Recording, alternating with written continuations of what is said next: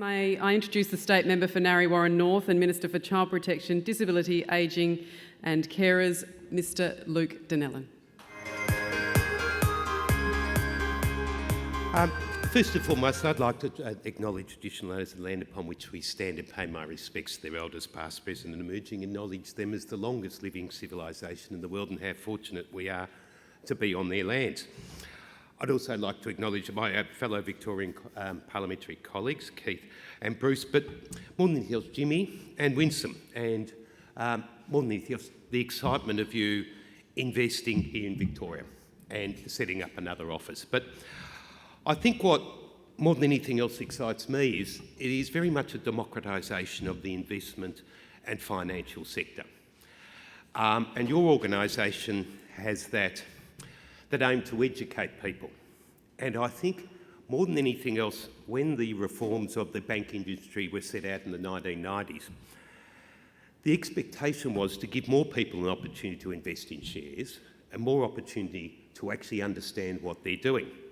It's taken some time, but with your fintech capacity and your, I guess, educational component, that very much allows more people to invest in products that, to be honest, in the 1990s weren't available to anyone but the very top end of town.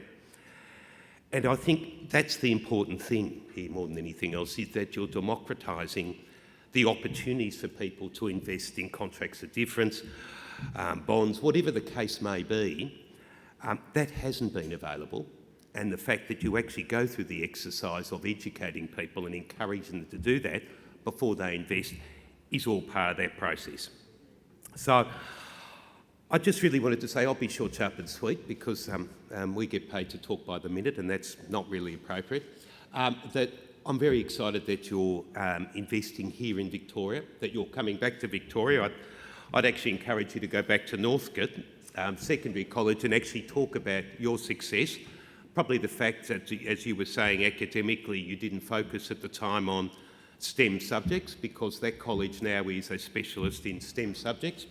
And the area you're in, Jimmy, is very much the area that you need that science, you need that data analytics, and you need all those skills, which you've obviously developed without going to university.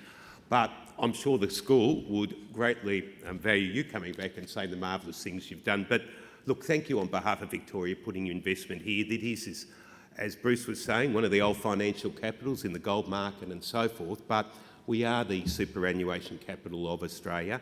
We are one of the biggest in the world. And I think in many ways it's a vote of confidence, and I very much thank you for that. Thank you.